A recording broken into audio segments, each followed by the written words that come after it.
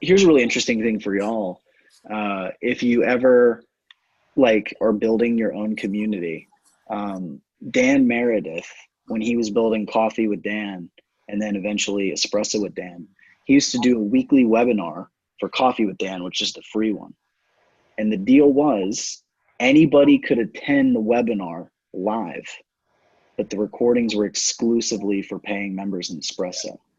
And so what happened, like there was a huge amount of like getting people into the free group because they had to join the free group to access the live training. But then people were paying just to get one training even, you know?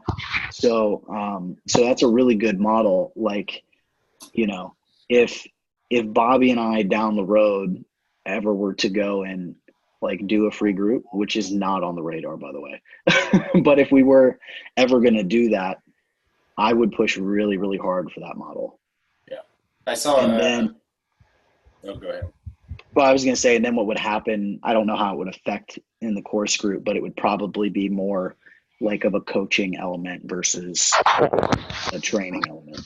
Yeah, no, I just meant like, I had seen, because I just went back and was checking up on the Gary's training because he came across my LinkedIn feed and I was like, oh, you know, creeped around on him a bit more. There were a bunch of people on that one, but I think part of that too was that Gary's not really active in the group. Like you can't just go ask him a question whenever you want. Yeah. And so like that kind of scarcity, like, you know, these people aren't around all the time. So this is your one shot.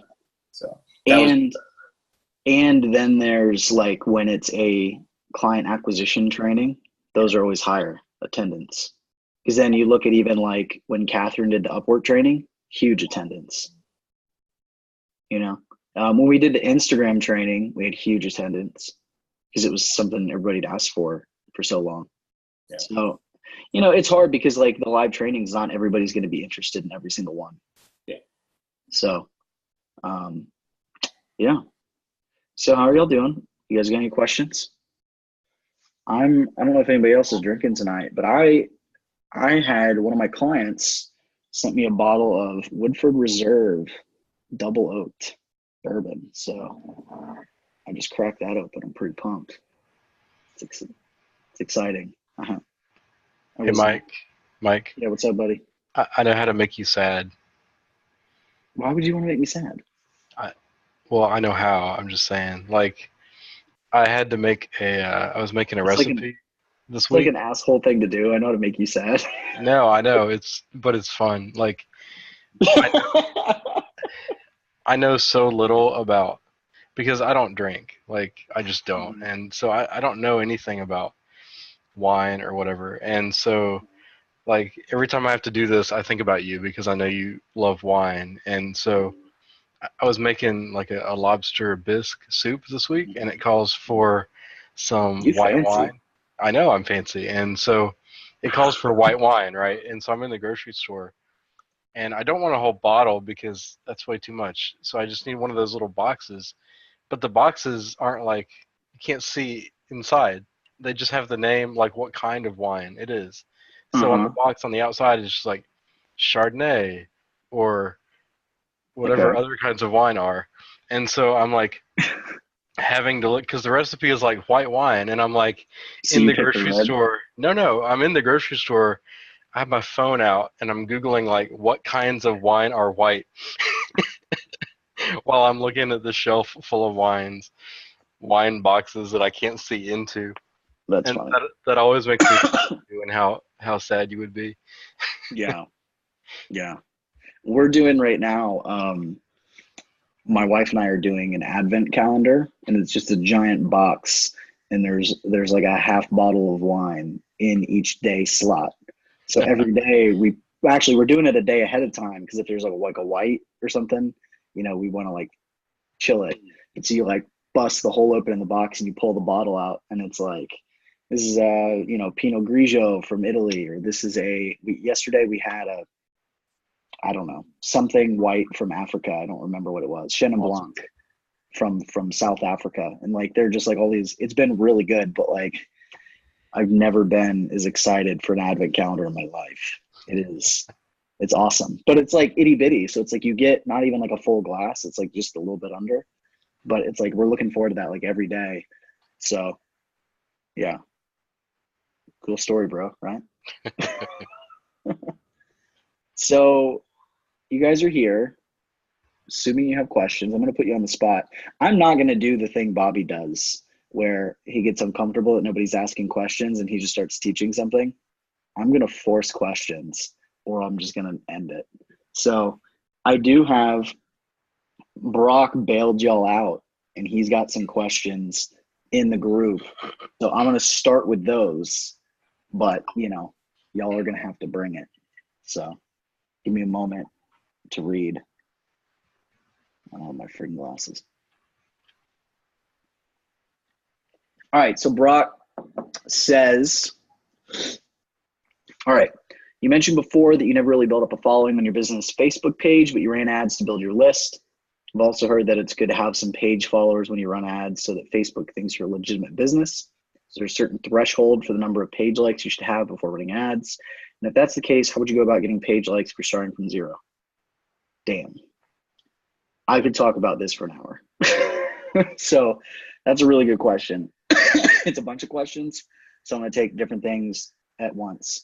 So the first thing I kind of want to like clarify, like with me, I had a very active Facebook page with my online fitness business.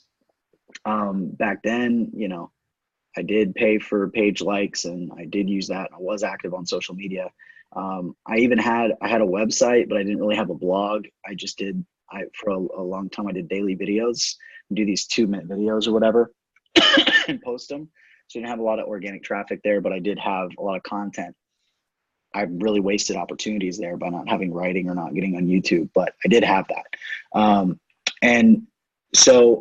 But for me, for this business, doing Facebook ads, I've never really had an audience or a following or anything outside of my reputation in groups, right? And that's really how I've done everything. Is I built a network. I met people in groups. Today, I emailed to my list this video, which was from Dan Meredith's group, called "How to Grow Your List on the Cheap Using Facebook Ads." It's actually in Facebook Ads for bloggers, but it's a training I did 2+ years ago. That I did that training. It was like a mini webinar. It was like 25 minutes. It was super short. And one of my bigger name clients that's with me to this day watched that video, reached out to me and was like, "I want you to work for me." And at the time it was massive. I was like, holy shit. Cause he was like a really big name to me. And that connection led to a lot of other connections. Like that was one way like that I built, my business, but it was very much networking, reputation, building relationships, building referral relationships, that sort of thing. I have a Mike Yanda Facebook page, but like if you go to it today, which I'll go to it right now and look, I would be surprised if I have over 100 people on there. Let me look. What am I doing? Yeah. Oh, I got 132 people on there. I'm like practically freaking famous now. So that page, oh, and that's really funny. There's some random shit on here. There's a picture. Oh, I didn't even know that. There's a picture. This is how lame this is. I'm gonna share my screen so you guys can see this because it's really funny.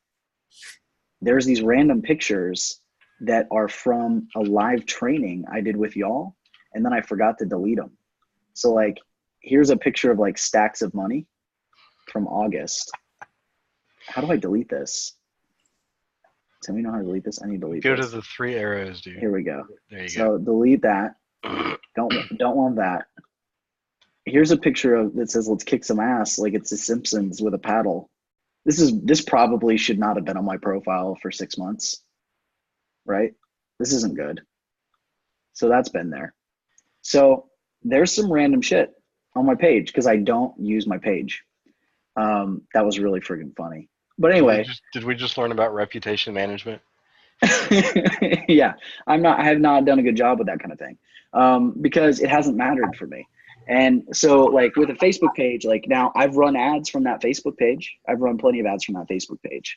But you know, like now it's been a while since I've run some ads from that Facebook page. It might actually hurt my ad performance because I haven't put anything on there. I really need to put content on there because your engagement on your page like can have an effect on your ads. But like, I don't know, it's hard to say. It didn't used to be that way. It kind of is that way now, but generally I've seen it be more of like when you have negative engagement that affects it than more than just like no engagement. So you can run ads with a page that has no content. Best practice is to put content on there. I haven't had content, right? I haven't put out content. Now we've got 50 plus, you know, podcast episodes. We're about to, you know, we just started the blog this week. I'm gonna have the YouTube channel like that's gonna be going out this month. There's a lot of stuff going on. So I'm probably gonna start putting those things on my Facebook page just to put content on there, right? It's good to have content on there. Now, with 132 people, there's going to be maybe 5 people that see every post that I put on, and that's totally fine. Now, I'm not going to build page likes. Like, I'm not going to go run like campaigns. That's a really dumb use of your ad spend unless you're retargeting page engagement and then getting those people to like the page, right? But just getting cold people to like a page, not a good idea, and it does kind of jack with your pixel data if you want to retarget page likes, which when you're promoting content is a really good strategy. So what I would do if you had a page, you had nothing on it. So let's just say, what am I going to do? I'm going to start putting content on it, but if I don't have content or I don't have the time to get into that yet, I'm still going to start running ads from it. I'm going to invite the people that like my ads to like my page, because that's really the most effective way to grow your likes on your page. Every time somebody likes that ad, you can click on that engagement and you can invite those people. They're more likely to like it and to be your target audience. So that would be the way that I would get the page followers. And no, you don't really need a certain amount of page likes to run ads or anything. You just don't. So that's kind of the approach that I would go with it. And yeah, I've built up like, and right now, like my email list, I'm not running ads for my email list right now.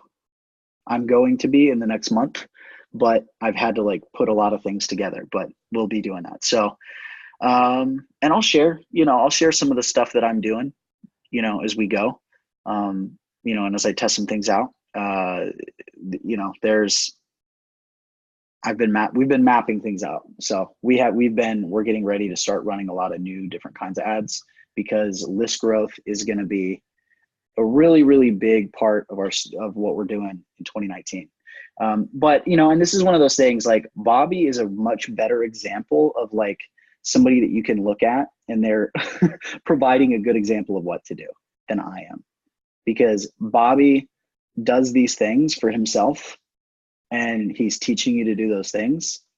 I do these things for other people and teach you how to do them, but I don't do them for myself.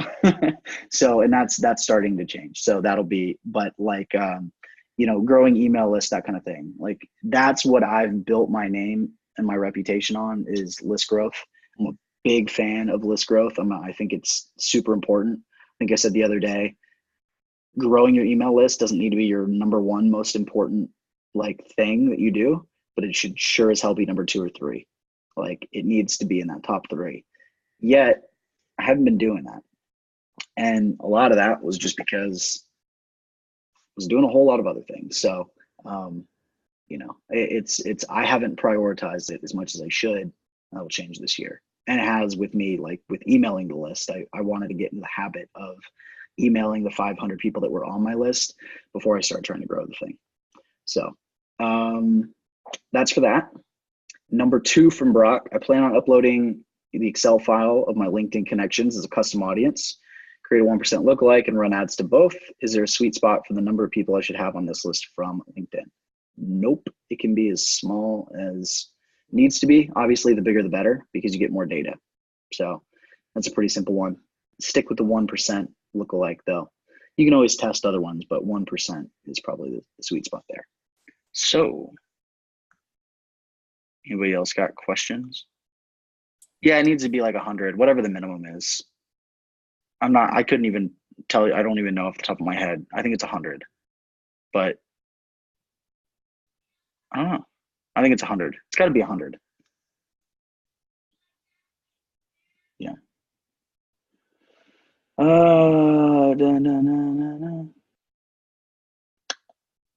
Anything else? Anybody got anything? We got people here. Anybody got anything to say? I'll ask a question. Bring it. So you've said like time and time again that our clients following up by phone is the best solution for them to close leads. But like other people like Ben have talked about how he used like text magic to follow up. And then other people talk about how they use Facebook Messenger to follow up. So I'm just wondering, like, how many things do you need to use at once to like have it be really effective? I mean, obviously calling is fine if your client can do that quickly, but I know a lot of clients probably can't. So like, would you use all three? Would you use just the texting first? Like, just any thoughts on that subject, really? I would use as many of them as you can reasonably use and your client can reasonably use. So I know Adam uses all three. I know Gary uses all three.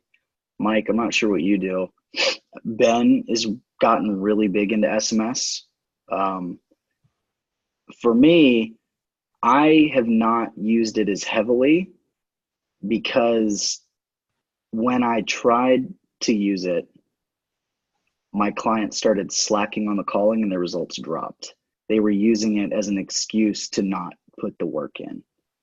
And so I'm pretty much like a dictator with my clients about what they need to do. And even to the extent of like when I have a sales call, I'm like, you have to do this, this, and this. Can you commit to that? And if they don't say yes with 100%, then I'm not working with them. Like, so that's kind of how I've handled that. One thing I'm going to start doing that I haven't been doing because it's pretty easy is getting my clients to use text magic. About half of them are using it right now, where there's an auto response, like just part of our zaps now. So like when a lead comes in, we send a text message notification to the client with a name, email, phone number so they can respond immediately. If they request it, we do an email notification as well. We put all of the leads onto a spreadsheet. We put all of the leads into their email service, whatever that may be. And then now we're adding text magic, where text magic sending out a message. I give them information, the same information I give you all about follow up and tell them these things with phone calls. And then I've been telling them like more and more to start using text messages. And the big thing there is like, if you cannot follow up on the phone right then, send a text message immediately. Like if it's late or if it's whenever and you're not willing to make that call or you're not able, do the text message. If you're not getting through, use the text message. Then it's all about re-engaging and like trying to start a conversation. So sending text messages that are kind of like open loops that are questions to start the conversation. Now, it's funny you brought this up because I was talking to Ben about this stuff today, and Ben's actually going to come on and we're going to do full training on text magic. So like that's coming as soon as I schedule it with him. We don't have a date yet, but like we had that discussion today. So that was like really well timed. So I think now with Messenger, here's the other thing, text versus Messenger. I would implement texting before I would implement Messenger because it's easier on you. Because all you're doing is setting up text magic, which is a stock message, and then a Zapier automation. If you're doing Messenger, you have to find where you're going to put it in the funnel. You have to create the growth tool. You have to get all that set up, all of those things. You can do it, but it's kind of up to you. If you're going to do the Messenger thing, which I do with my online guys, but I don't do with my local guys. And it's the exact same reason I said earlier. With my local guys, I'm like, I'm not adding a damn thing to your funnel or your system until you prove to me that you can convert the basics. That's my feeling on it. Now, with Messenger, sorry, one second. I've got like an emergency message from the team. Okay, we're good to go. All right, so from Messenger, what we like to do is we collect that information. So like ours, like if we're doing anything that's like list building or whatever, the thank you page is going to have, it's going to say, hey, to get your guide or to do whatever the next step is, it's going to say, click this button. It's a Messenger link. It adds them into Messenger. And now we're capturing another lead source, like another type of lead for free. So we'll do that. And, but what we're doing now is every month we'll change out the growth tool. Right. And the growth tool is like the thing for Messenger. Like it's like it's the way you capture the information, whether it's a Messenger button, whether it's a link, like there's a whole bunch of them. And so we might have 4 duplicates of the growth tool. And so then what we're doing is we'll run one in January, the next number 2 in February, number 3 in March, number 4 in April. And then in May, we'll go back to number 1. That way we're kind of getting an even spread through the different ones. We have them segmented. And then what we're doing is every month we are promoting the offer free as a Messenger broadcast. And so we'll say something like, so maybe month 1, we are collecting, we're getting people to join. Then we switch to link number 2, right? So then in February, we're building number 2 and we're sending and then maybe then April or March, we're building number 3, and then we'll send a message to number 1. It's been 2 months, and we'll say, hey, we're starting our next 28-day challenge. Are you interested in learning more information? And they'll say yes or no or whatever. And now those are free leads. They're more likely to get in the door.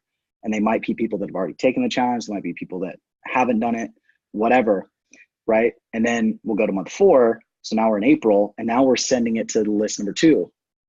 Right? Then May, we're back at number 1 and we're sending it to list number 3. We're rotating it.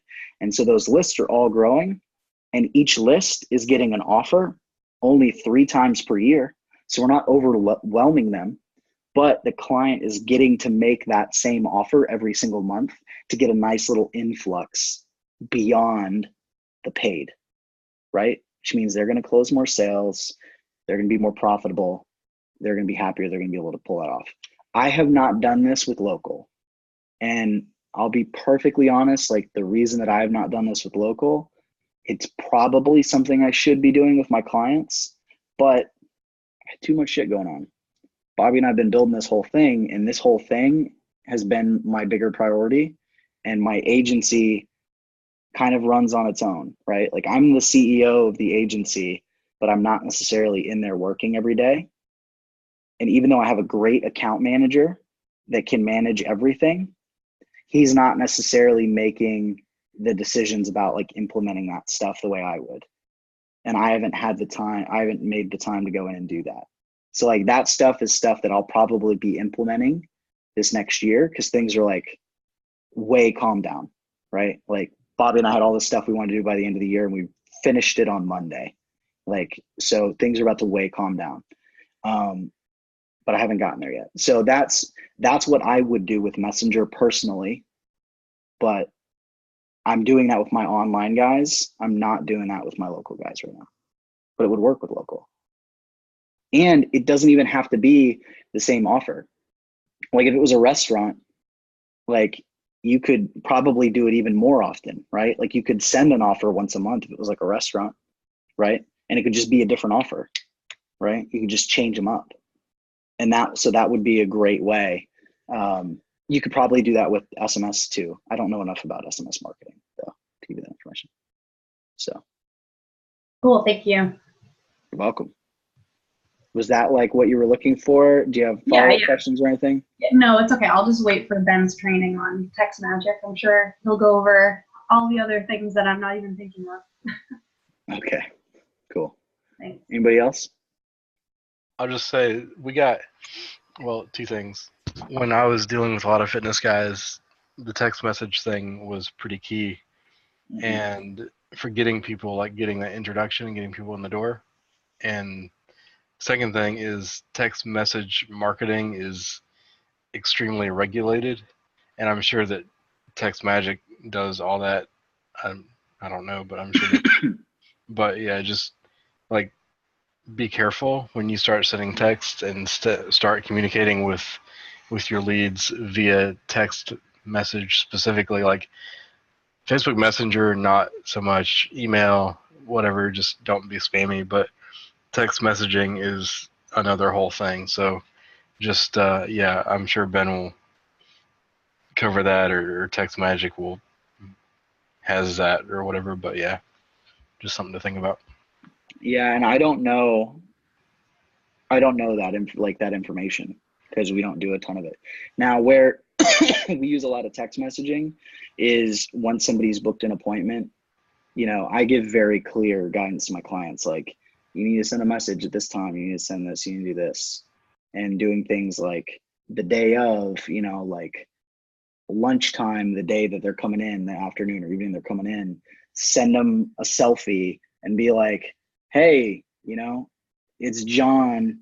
You're going to be looking for my ugly mug when you walk in the gym. I'll be the one helping you today. Looking forward to seeing you. Right? Like stuff like that. But when it comes to like the regulation stuff, I mean, that's a good point. One of my clients, we're starting to get into this whole messenger funnel thing, and we're just in the early phases of implementing it, and we're using a lead form, but we create a custom question in the lead form. I created the lead form, but I don't know anything that's going on beyond that. So like the custom question on the lead form is, would you like us to send the video training to you via SMS? And they say yes or no. And if they say yes, it's automatically sending the training. If they say no, it's not. Now, I don't know what software they're using or how any of that works, because when they told me they wanted to do this, when my client told me he wanted to do this, I basically said, I'm game for running the ads for it, but I will not be involved in the creation or implementation of that funnel unless you're going to pay me. And I just said a really big number because I didn't want to do it.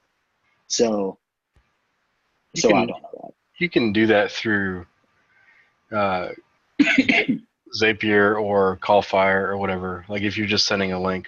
But the regulation part comes in where you have to say the things like reply stop to unsubscribe, or so, you know, something. There's specific language you have to put in, and it's like a gray area. Like if you send a selfie or whatever to that person, is that a personal text or is that a marketing message? Like it's all, I mean, the times are changing, so it's cool stuff. I hope Ben knows more about that info. He's really high on it right now, so I wouldn't be surprised if he knows more about it.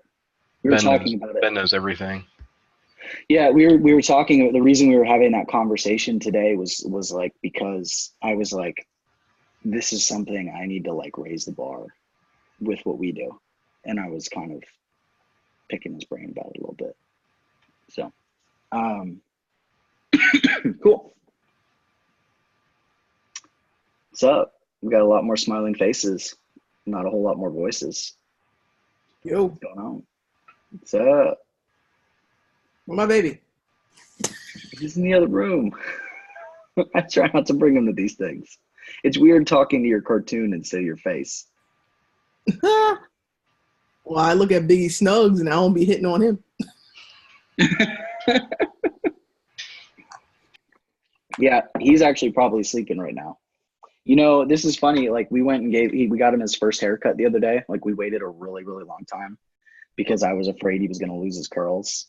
And after they cut his hair, you know, and like spraying the water and combing it and doing everything, brought him home. He had like this super straight hair, and I was like depressed. And then we gave him a bath, and I like dry his hair off, and it was like curly craziness again. I was like, yes, it was awesome. So I've been really pulling for the curls because they're adorable. What have you been working on lately, Lauren? Yo, lots of stuff, man. See, just finished writing a book today again. Like a book or like an ebook guide kind of thing? Well, I'm calling it a guide. I mean, I finish books and within a couple of days or so, then I write fast. So crazy. Yeah, well, I know how to write fast, and people don't have a long attention span. So shorter writing, when it comes to books and ebooks, you can make quite a bit of impact without saying a whole bunch of crap. Because most business books, especially the newer ones, if the author's younger and they're not from an academic standpoint or a scientific standpoint, most of it is about 20% gold and 80% fluff and the situations. I know, I hate it. So yeah, so that's why like two of my favorite business books, like I always talk about all the time about James Schramko's book, which he's writing a new book. Oh, he's putting a new one up? Yeah, I saw it like 2 days ago. He's writing a new book, but like this one's like 130 pages of no fluff, and then the other one I like is Steal Like an Artist. Super short, but it's great. You know, I actually haven't read it in a long time, but it was good. But yeah, I think I'd be the same way. If I ever write a book, it's going to be like 50 pages of straight action, max. Yeah, that's how I approach it. I just I give them just enough of what, because the book, if I take that one and combine it with other stuff, yeah, it could be like 50, 60, maybe 130 pages, but I'm always thinking about where my audience is at the point in which they get to me and what is too much and what is too little. And then leading them down that particular path of least resistance from what I'm doing for, depending on the business. When it comes to sort of producing content and writing, because you can write a whole bunch of stuff if the audience just isn't ready for it, they're like nod their head or glaze over or whatever, and then you lost them. Versus you learn how to teach. It's like you're a kid. I wouldn't turn around and take the baby and try teaching him pre-algebra right now.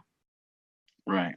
That wouldn't work. You know, we stay basic. We'll be identifying what the number is, and and then as he goes, we progress from there, kind of stuff. Oh no, though he's got a big old bobblehead, so it might like deceive you into thinking he could handle pre-algebra.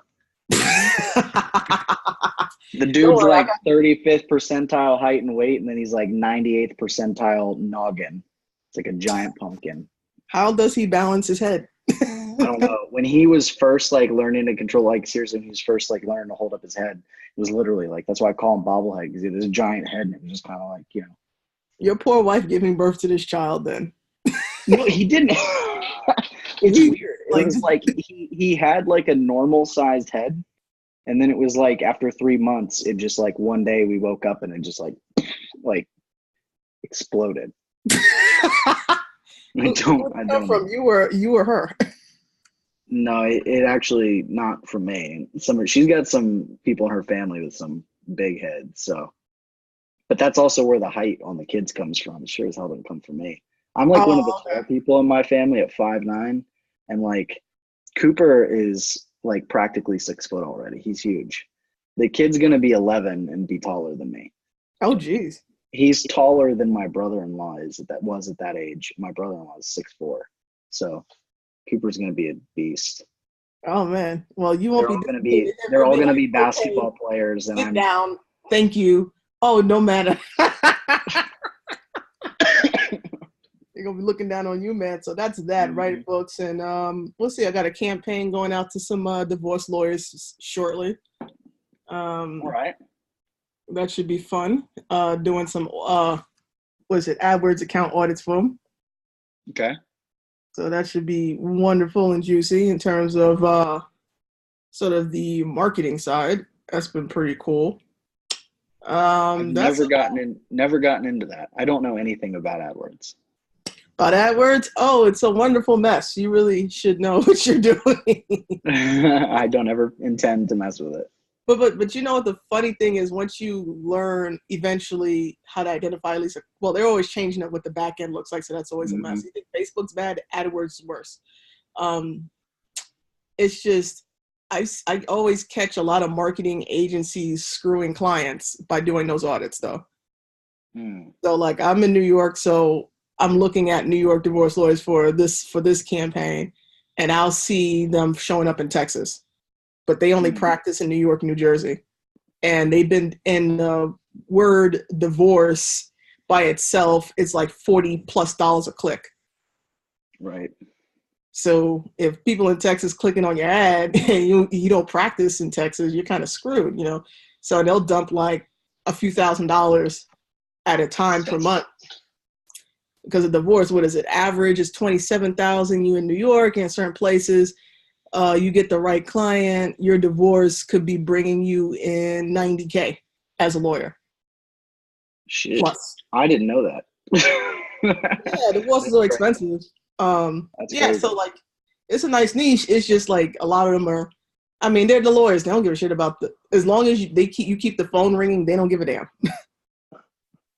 I know a lot of lawyers that are like that, sadly. Yeah, they don't give a damn. They don't give a what you do. You, as long as you keep their phone ringing and bring them leads, good.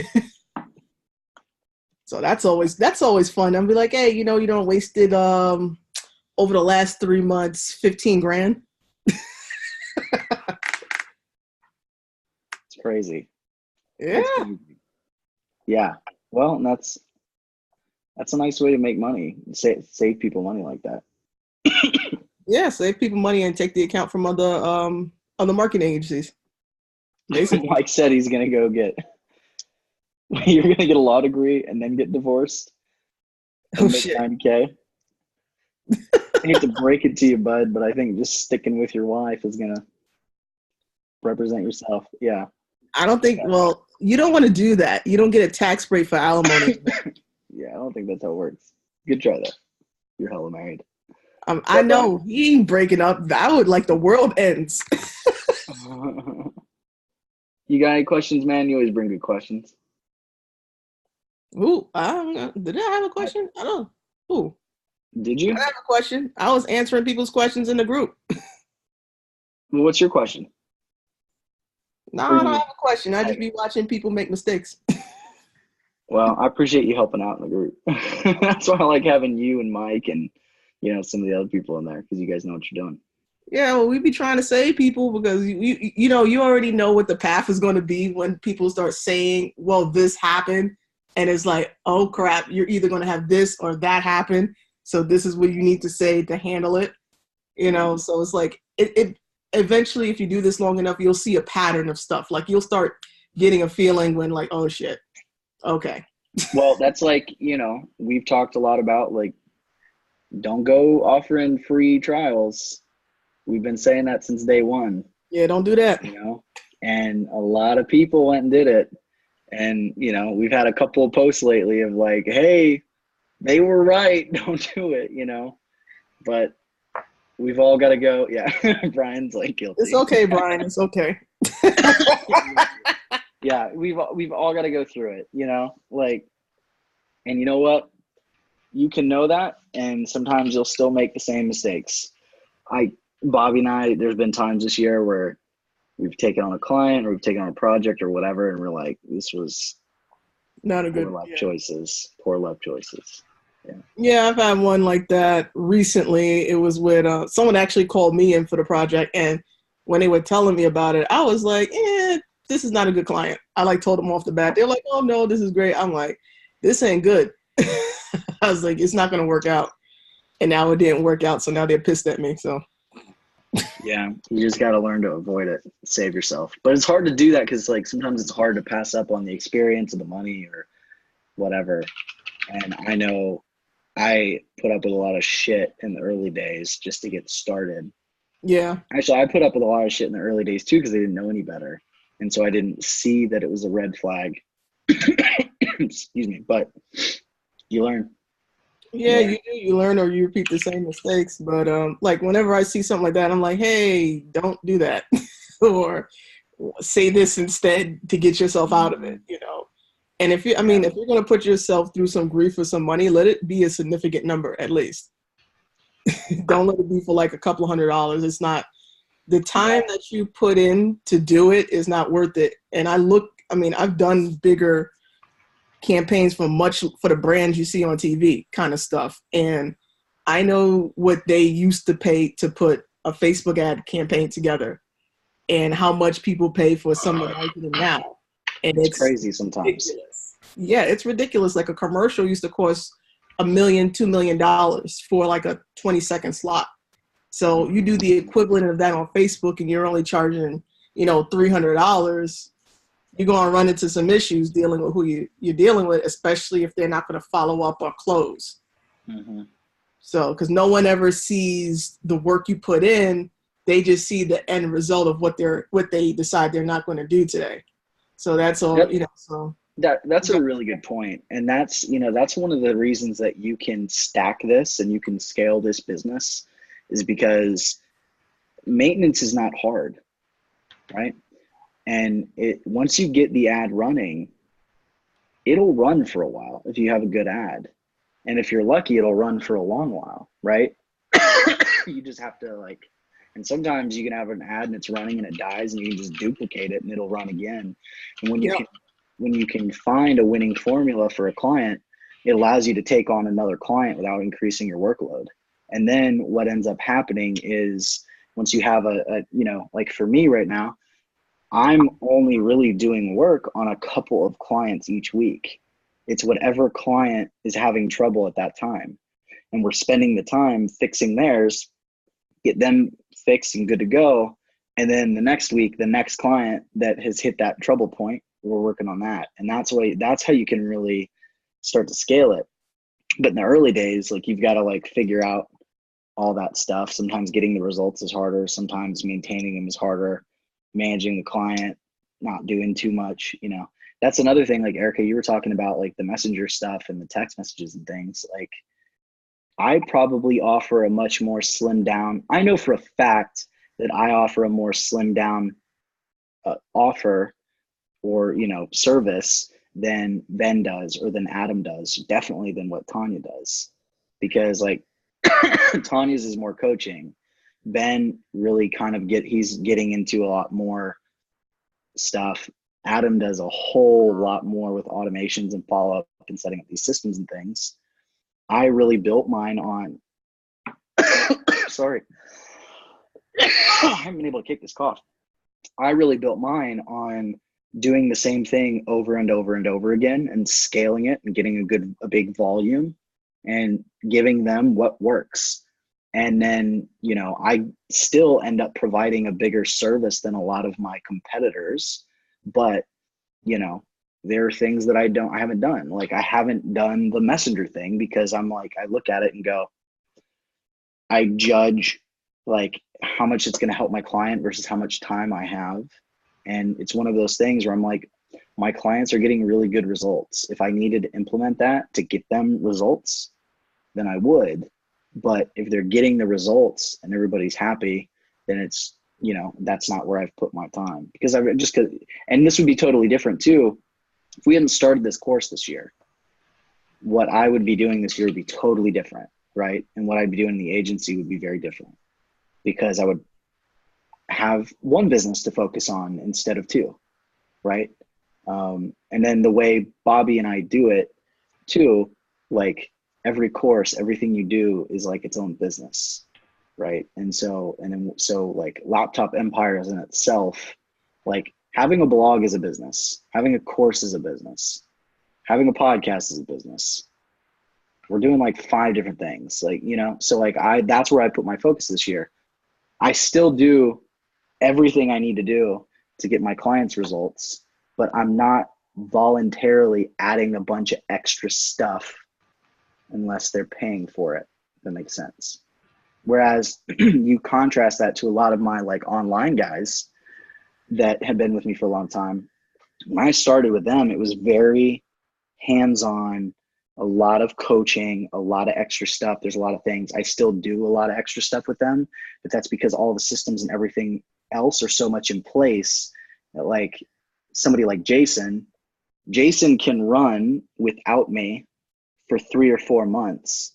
So then I don't mind if I need to put a couple of weeks into a big project for him, because it evens out, right? So it's just, you always have to kind of balance, this is the hard thing, and only you can decide this. You have to balance getting your clients results and how much work you want to put into a client at that price point, and your tolerance for how much work you're willing to do at a certain price point changes over time, right? It's like that. We always talk about the get out of bed fee, right? I'm not going to take on work now below a certain threshold, or even get on the phone with somebody below a certain price, because that time could be used to hang out with the kids or to like relax, or to work on something I want to work on. Right. And it's hard enough. Like sometimes this is the big thing like that you deal with in your business all the time. It's hard to work in your business, like that whole work in your business versus on your business. Right. Yeah, exactly. So like this is a mistake that a lot of people make too. Like their client acquisition, they get a client and then they turn to focusing on that client and they stop the client acquisition. And then they're back in square one when that client falls through down the road or for whatever reason. And so like once you get like whatever you want your client roster to be at, like however much you want to earn per month, you should always be trying to get one beyond that. That way you have a backup, right? So like I recently just brought on a client for about $2,000 a month and was like, oh, this is nice. This is a nice little bump. It's going to be a nice little bump to my income. But then the next day I lost a $1,500 per month client because he got a new business partner and his business partner had a Facebook guy that was local and he wanted to use him. And the guy I was working with was like the deferential partner. So I lost out, not because I wasn't doing well, because we were, right? And so then all of a sudden it was like, man, I'm glad I brought, instead of it being like, oh, I got some extra, it was, man, I'm glad I was bringing on new clients because that would have sucked, right? So there's a lot that goes on with that. And so you have to find, like, it's hard to find that balance of like working on your business, creating systems, doing client acquisition, doing the things you need to do to grow, right? Or the things you need to do to have more life balance compared to like hustling for the client. So what I've just started to get to over the years is the client wants a result and I get them that result, right? And then if I have time and I feel like it, I'll do more. But a lot of times, like I'm going to get them that result and I'm going to do whatever I have to do to get them that result, but I'm not going to try and go a whole lot beyond that, right? And, and that's the other thing. Like that was the difference between, that was a business decision I made to have the agency where, sorry, I got to go back and read that in a second. That was a business decision I made with the agency going into 2017, right? Where I wanted to build the team and I wanted to scale, that I wanted to build it in a way where it was doing really good money and I had people doing certain parts of the work and it needed to be systemized so they could do those things for me. Because my goal with the agency was always, it made money for me without me doing the work. Like once I got it established, I brought in clients, but other people, my team, did the work, right? And so that also meant like it can't be super, super advanced because some of the super, super advanced stuff, that's me, right? Now, if you go back to how I started, what I was doing in 2016, it was very custom, it was very personal. And then a lot of times I was charging more, right? Because I was offering so much more to people. But it was so time intensive. I couldn't, I probably could have, knowing what I know now about delegating, but I didn't feel like I could delegate or train certain things or get it in the systems. And so that's the way I went. But then, you talk to, well, I'm not going to get too much into it, but like Ben is trying some new stuff now where he's going to be a little more involved and it's going to be higher ticket and it's going to be a little more custom. He's experimenting with that, So it really just comes down to like, what do you want? Like, that's the whole thing with all this stuff with business. Like, what do you want? Why did you want to do this? Like, what do you want out of it? And do it the way you want. Like, there's no right answer, Now at the end of the day though, like your question though, like came out of more of like, what should I be doing to get the client results? Like, should I be doing all three things? Should I just be doing one or the other? Just focusing on the calls? And it's a good question because that's the thing. But, I've been able to get my clients results just focusing on phone but I beat it into them, right? And I'm very selective. Like if the minute had a sales call, like Tuesday last week before the training, got on the call with a guy, very clear he didn't want to do follow up. I started talking him out of working with me. Like, just that's what I started doing. Didn't close the sale. So, like, it depends, but for me, I haven't wanted to go through, building all the other stuff and teaching all that other stuff to the clients, because it's just not what I want for my life and my business right now. 6 months from now, I might be more willing to do that, because maybe what I'm doing and what I'm spending my time on will look different. I have a feeling I'm going to start spending a lot more time on the agency when Laptop Empires gets to the point where I'm writing emails, I'm producing podcasts, I'm producing blog posts, I'm just producing content. When my job every day is to wake up, produce a piece of content, write an email, and then hang out with you all in the Facebook group, that's when I'm going to go back and revisit the agency and see how I can do more, how I can scale it, start taking on more clients again. But we ain't there yet. Yeah, but I mean, it's pretty much my philosophy. I believe in a couple of things, and one is just good enough. So especially when it comes to my clients, like I'm confident enough, and I've been doing it for a while to get results. So I know if I get a client for Google AdWords, I can get the result, and I know how it's automated, and I know I'm not doing this. My assistant is handling that because they know what the hell they're doing. And I've already, like, for me, my thing is like cold emailing, stuff like that. I know how to get to get the people I need to get and get them on the phone and do what I need to do. So what I've just done is created the system, because I'm like, I pull my job is to create the business and then pull myself out of it. Because I always treat my business as if I can package this up and sell it. Yeah, so that's like the agency. When I built the systems for the agency, when I made the decision to do that, my whole philosophy has been, let's make this like McDonald's. Like, I should be able to franchise my agency, right? Like, I should be able to, if Brian was like, I want to do this, then he should be able to say like, hey, I'm going to give you 20% equity, or I'm going to pay you this much per month or whatever. And you're going to come in and you're going to implement all of these systems, and I'm going to be able to just absolutely replicate what you're doing.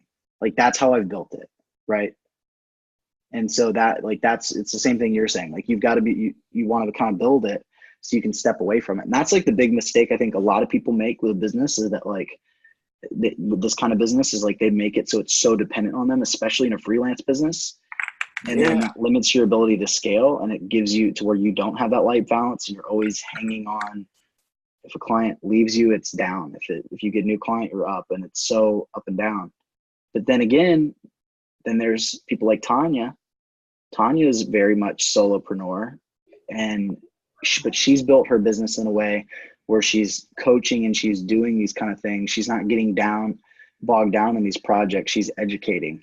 So she's doing ad management, but she's almost doing it in a way of like, she's teaching people how to do it so they can take it over and then be gone. And then they're just paying her long-term if they want support and that kind of stuff. So it's a totally different model. Like, you just have to know what you want. And I'm like you, Lauren, like, at the end of the day, I want to be able to like make money while I'm not working. Yeah, I'm like, all right, I just care that my paycheck is in, or my, every month this amount of money comes in.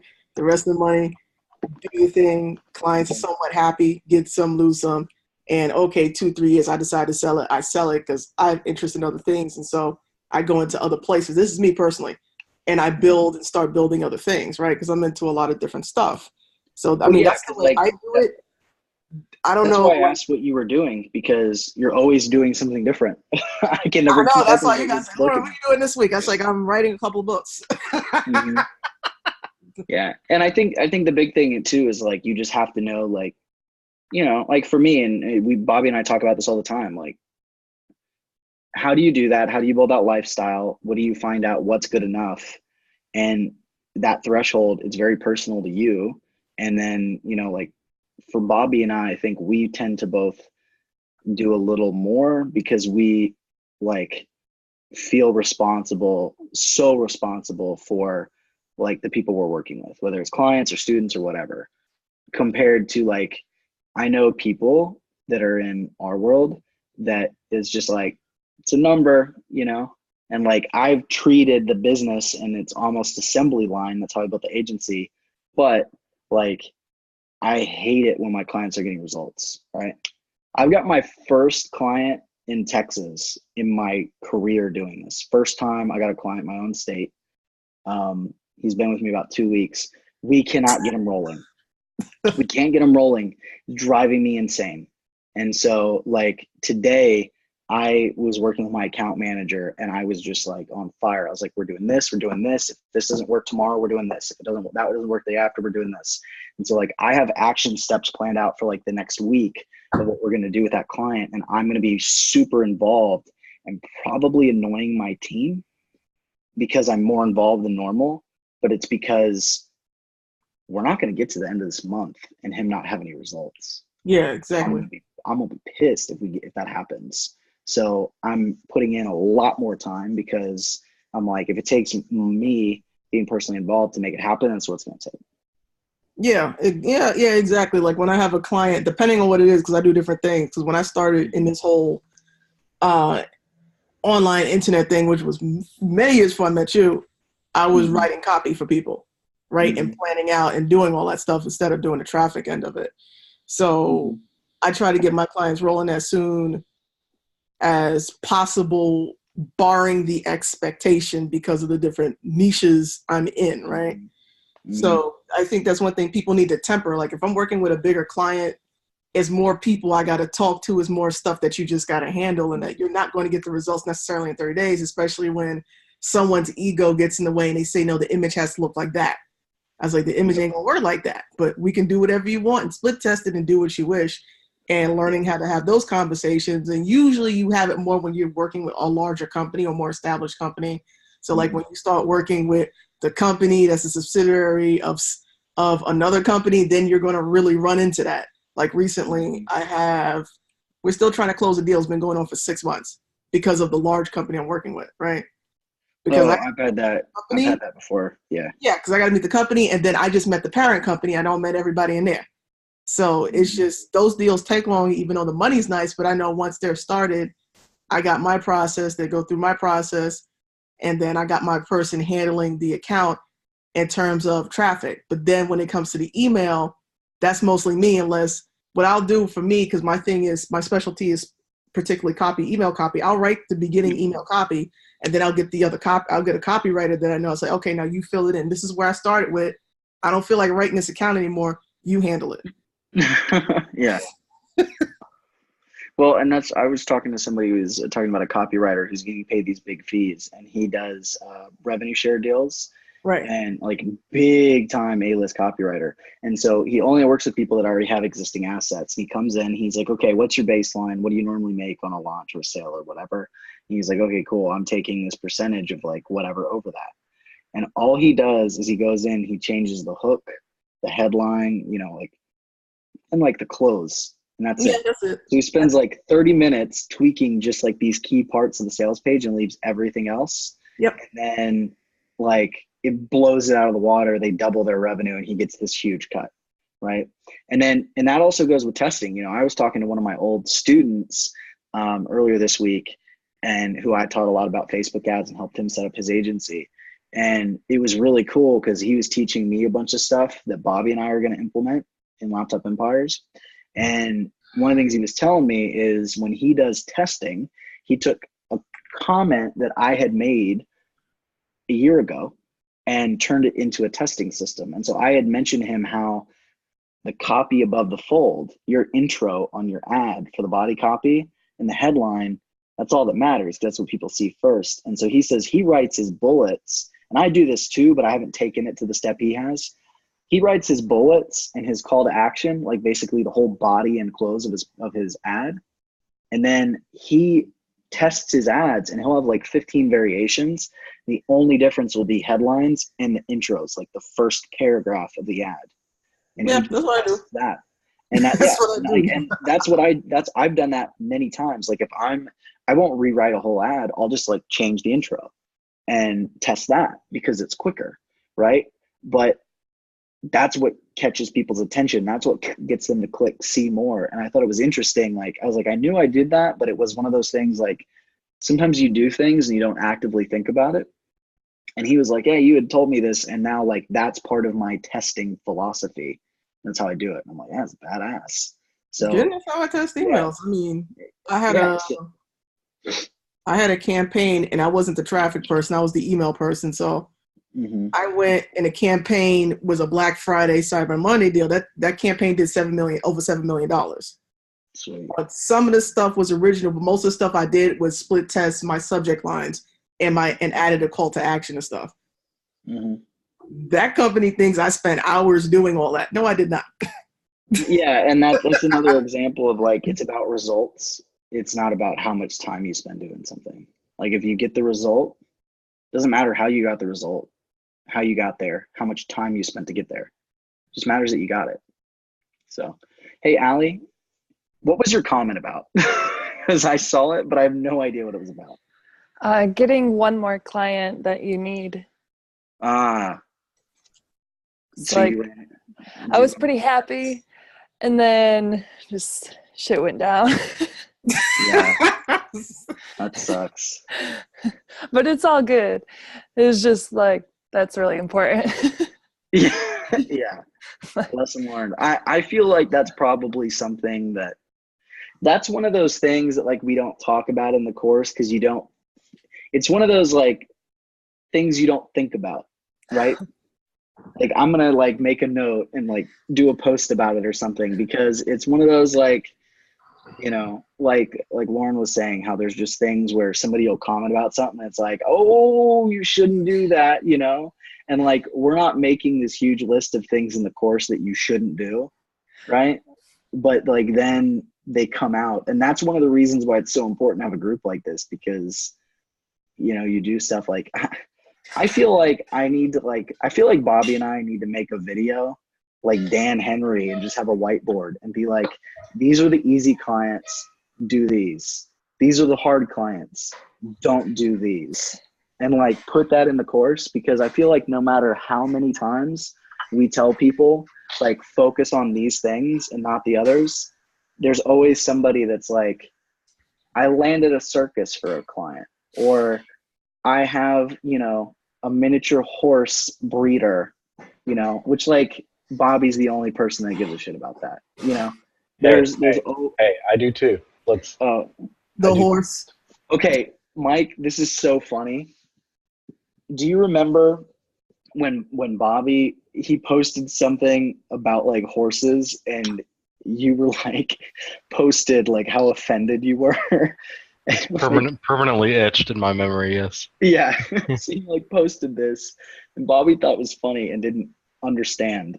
Like he didn't. I'm dying. Like me, Ben, Adam, like, because if you guys don't know this, Mike's course is affectionately known as the horse course. And so Bobby starts talking about these horses and stuff. And Mike is like, dude, that's my shit. Back off. And we're dying. Like, and Bobby doesn't have a clue.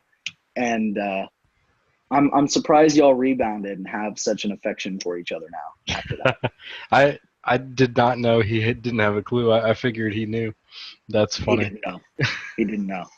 So he just was like, this all went from like, he kept telling me he wanted to buy a pony. He wanted to get rich so he could buy a pony.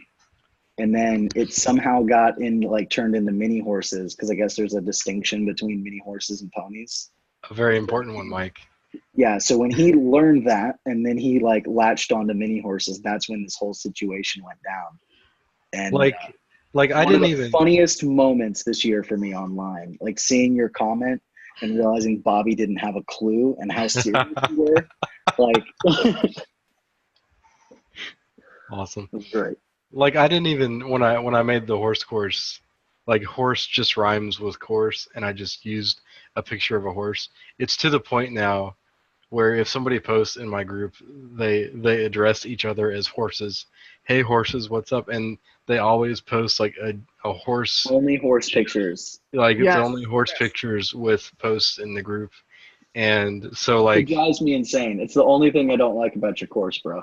dude, I get like, so annoyed about the horses. like there's some people that post actual screenshots with their questions of what they want answered, but they will also post a horse picture just to have the horse there with it, and it's totally irrelevant, and it drives me up the wall as well. Like I can't, and like every post having a horse gif, it's bad. It's bad. So This is why you should have did like I did, which is call myself supreme leader. So now people address me that way. I don't need that kind of pressure. That's a whole lot of expectation that I don't need. I'd rather just be a horse. Oh man. All right. Well, anybody got a question before we go? Shane, you just hopped on. Wait, I do. Telling Allie, yeah. Finally, Yes. we're at the close. The pressure's on, and now the questions come out. So this is for the consulting client, but I finally got him to listen about targeting and about where he's the placements. But so he's been running the guy that was like doing all the placements. It was driving me insane about how much money he's wasting. Yeah. But like we met and I was able to literally on each ad I went through and showed him like how much money he wasted.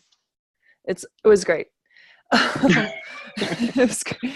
But he has ads and like really good social proof, and he does it, and then I just like help him out with some other things. Yeah. But gonna be doing a little bit more. What is like some of his ads that has really good social proof?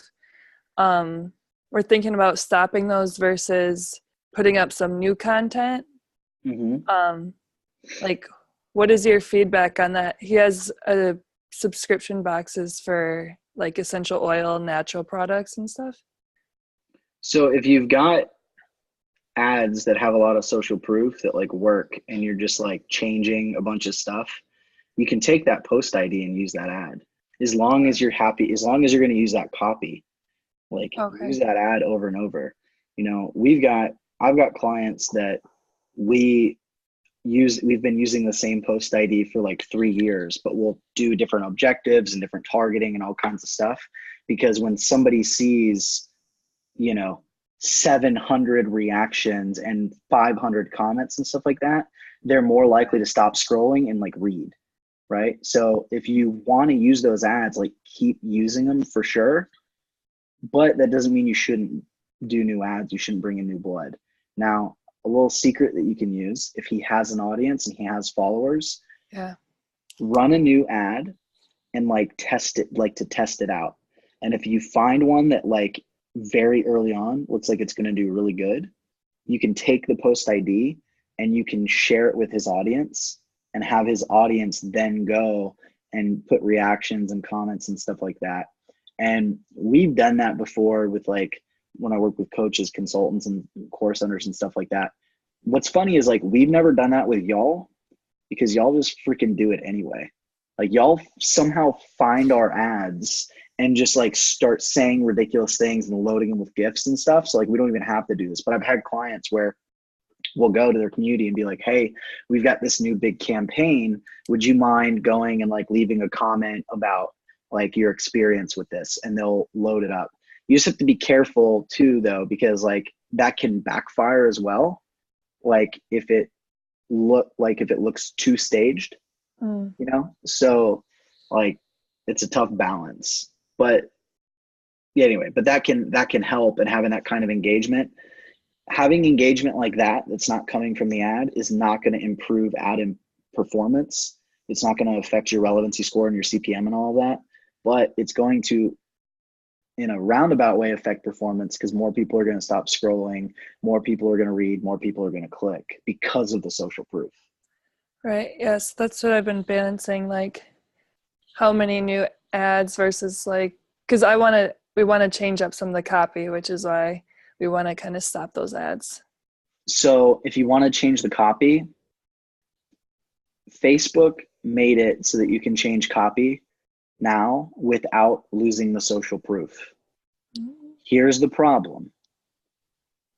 It doesn't always work. So Okay. what I would do is if you have one that like you're not super stuck on, maybe has social proof but isn't like a high performer, test changing the copy on that one and see what it does, right? But if you change the destination link or you change the image or you change it to a video or anything like that, that will reset the social proof. But if you're just changing the body text, it shouldn't change anything, right? Okay. So if everything else is the same and you just want to try a different hook or a different whatever, you should be able to do that. And that makes it really nice because you can carry that social proof over. But on the flip side of that is, just because it has social proof, like if you think you can do better results with like other things, then like it'll get social proof eventually. And if you want to speed up that process, you can always take that post ID and then you can do an engagement ad for a very low dollar. And then you're going to have a bunch of people start doing reactions and shares on it. And so that'll get social proof there to build it up. So that's always an option as well. The big thing is like, if you've got something that's working and it has a social proof, don't turn it off. Like or if you're going to turn, like you can, I guess you can turn it off, but like you can always just run another ad alongside it and test. And so when we have something that's working, even if we think we can do better, we let it run till we find something better, and we'll run a smaller dollar amount and try and find something that works better. And then once we find that, then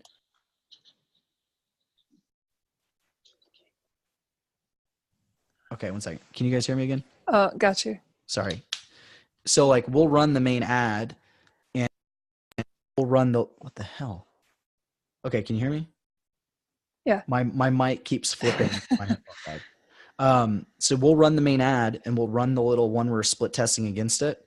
And we might change through a dozen of them. When we finally find a winner that is going to replace it, we'll turn off the main one and then we'll duplicate that winning one to that post ID with the bigger budget. Okay. Because you can't just go, like, let's say you're doing $100 a day to this and you're doing $5 on your test. You can't just change it to 100.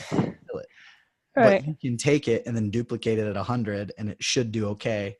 And then you can use that post ID and have that social proof. Did that all make sense? Yeah. Okay. No, I really like the putting it in the group and doing engagement, because like he has ads from a couple years ago he just kind of let go just to keep building on basic stuff that he's selling, but it's pretty terrible stuff. So I'm excited about getting to revamp it. It works. And you know what? This is like, you are in a great position. These are the best clients to have because they're making the decisions, they're doing it. So they're ultimately on the hook for any bad results. And a lot of times, like what's happening is you're telling them to do something and they're not doing it.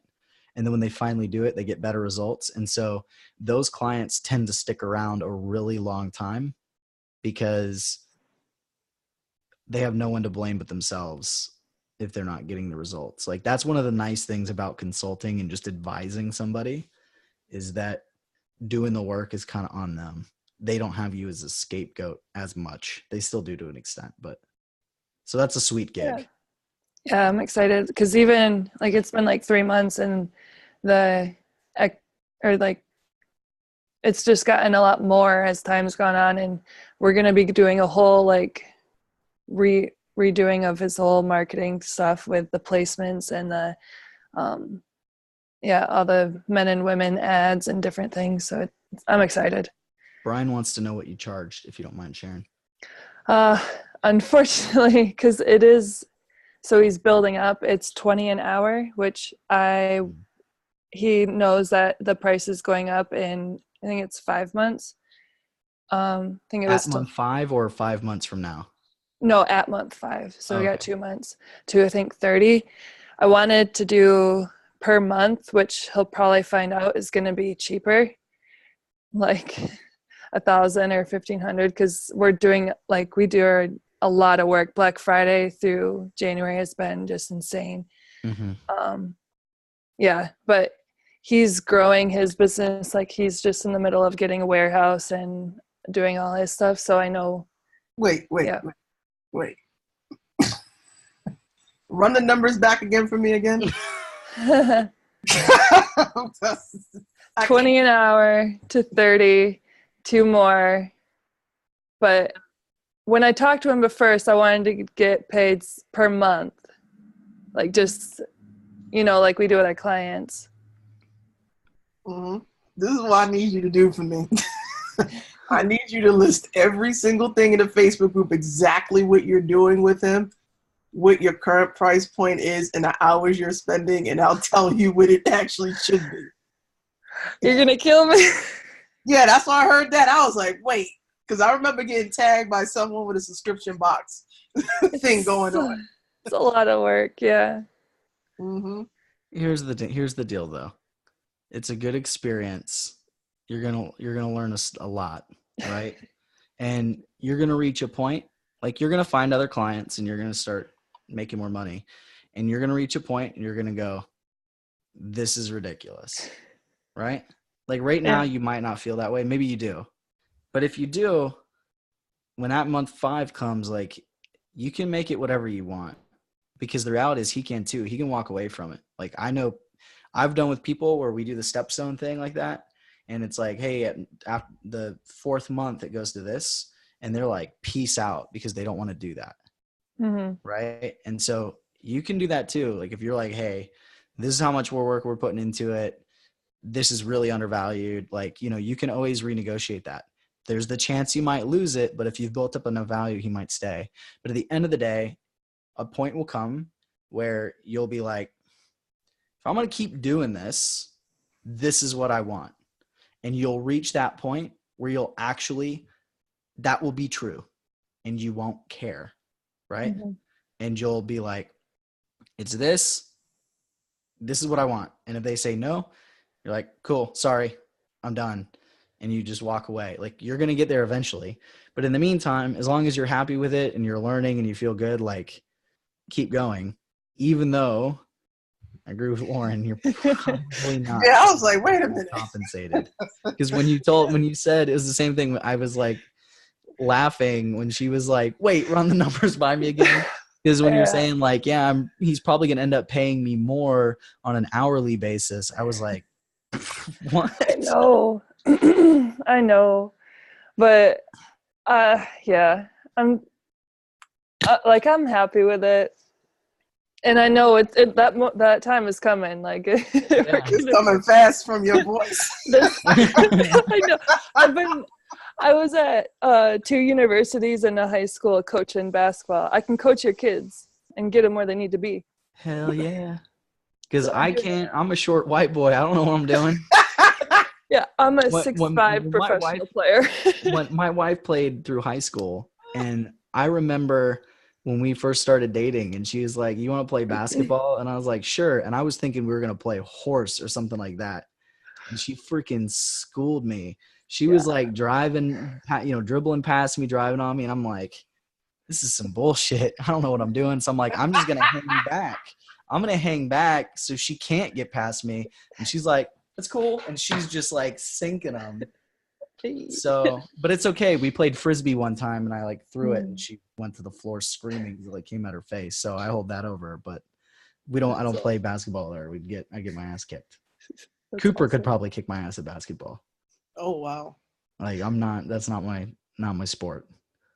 I do got this piece of advice. While you're on this account and you already feel like, oh shit, I need to change something up soon. This is what I would tell you because this actually helps you. If you can get a testimonial now while you still got them, do that. Because we don't know what's going to happen in another couple. That's a great point. I said, number 2, since you're already inside all his business, you got what his numbers are. So eventually when you start writing your own stuff to present to get people to come to you, you know how much you've grown his thing. So if he's had, 1,500 subscribers and whatever price point that was and what he was making monthly at that particular time, Because if he's getting a warehouse, it sounds like things are growing, He, you know. he's at 2,500, hoping to be 10,000 at the end of the year. Like Okay. in a year from now. Okay, I was like, Yeah. No. Yeah, 'cause I was like, you're getting way underpaid.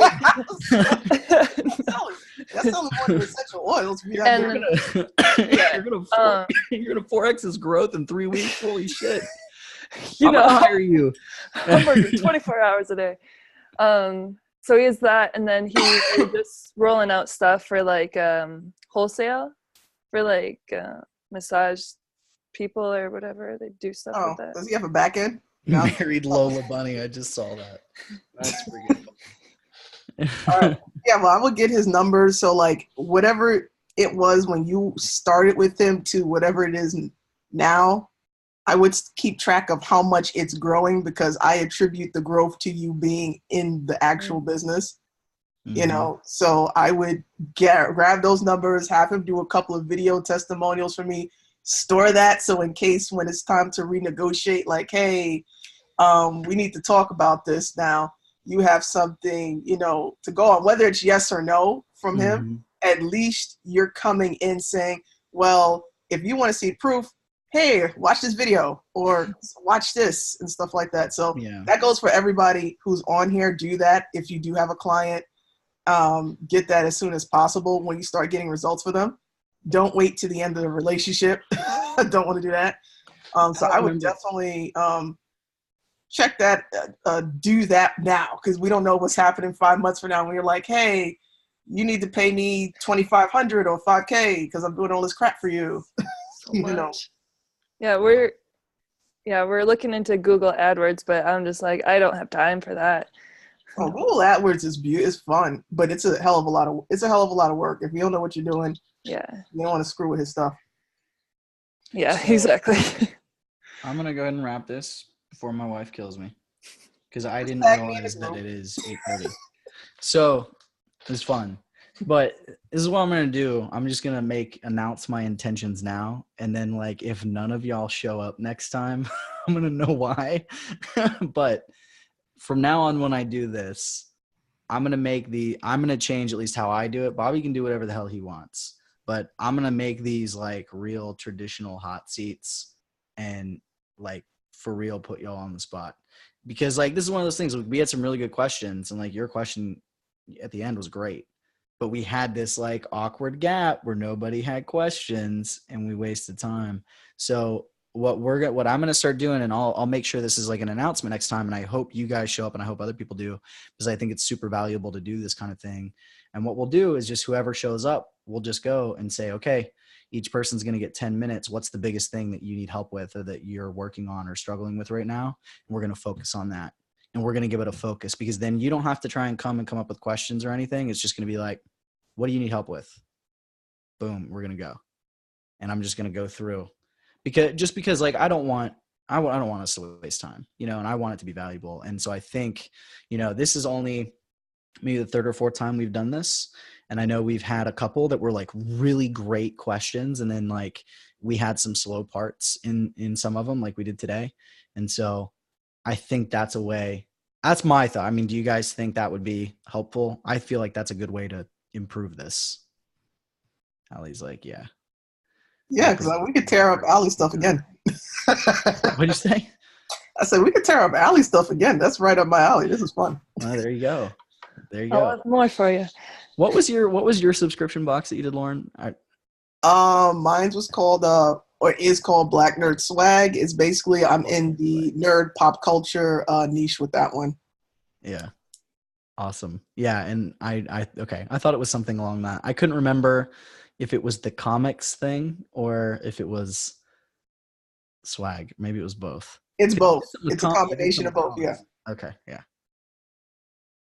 Okay, yeah. Brian says if I were on time tonight, I'd have lit you up. I believe it. Okay, guys. Well, thank you for coming. I appreciate it. Hope you guys have a good night.